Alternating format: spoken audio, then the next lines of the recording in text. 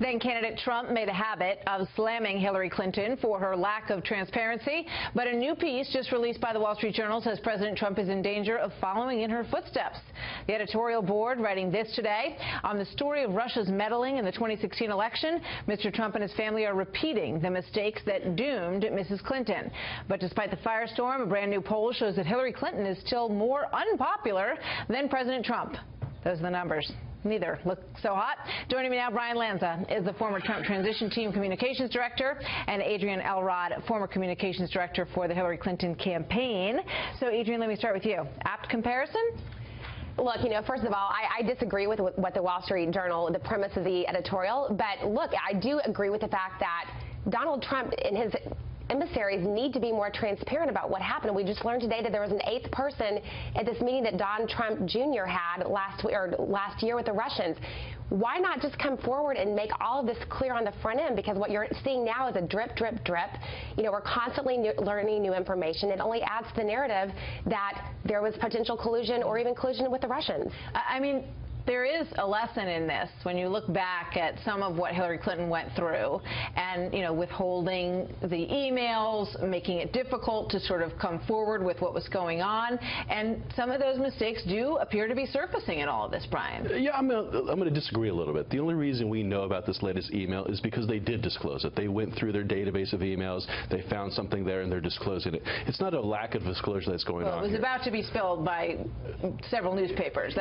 Because Jared had a little bit of an impetus. Because they actually went through a review of all the emails. They saw they'd missed a couple things, and they updated the forms, and that's how this process came about. So it's not a lack of transparency. There's an issue of, are we releasing all the information publicly? I think we're certainly cooperating with the investigators, and I think that's the criteria that we're looking at. The investigators asking for information, we're sharing that. We're going through all our old emails and sharing it with the committee and sharing it with the investigators. So it's not a lack of transparency. It's a little bit different what the Clintons did, where they just shut down and did nothing and filed lawsuits and ignored FOIAs. We were actually sharing the information. It's just being leaked in a very damaging way that makes it look like things are being hidden. This could have all come out a long time ago. I mean, think about how different this whole story would be if you had heard about this months ago and said, you know what, just so you know, I want to put this out there. I forgot to mention it. And not there were 2 people in the room. There were 8 people in the room. These are the 8 people in the room. I mean, as a communications director, the revolving disclosure is problematic for me. It just adds more oxygen to this. Why did that happen? Yeah, you'd have to ask the administration why that happened. I think you asked Don Jr. today. He said he'd certainly do it differently than what he would have done it back then. But the revolving disclosures is hurting the administration. They see that now. They're trying to be as transparent. They release the emails. The only reason these emails are forward is because we went back through our databases and shared them with investigators, and Jared updated his forms. It's not like we kept it secret and then somebody found it and released it to the press. This is our process, and we're going to be transparent. On the Democrat side, Adrienne, Jonathan Turley was just here, and he said, they're looking to bag a Trump. That was the way he put it. No matter what. Yeah. And they will keep hammering this story, even if there appears to be no obstruction, no treason, which some people have talked about, if they can't find evidence of collusion.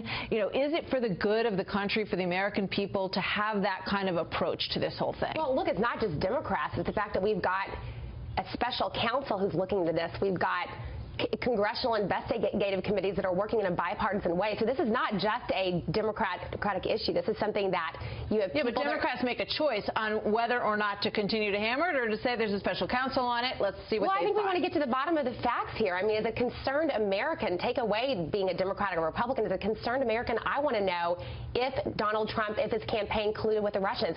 I would want to know the same thing if a Democrat was president, if there was any sort of question surrounding working with an adversarial government. To release those emails then. No, I'm not. No, I'm simply saying that regardless of party affiliation, every single American should be concerned if there's an adversarial government colluding. Brian and Adrienne, thank you very much. Thank you. Good to see you both.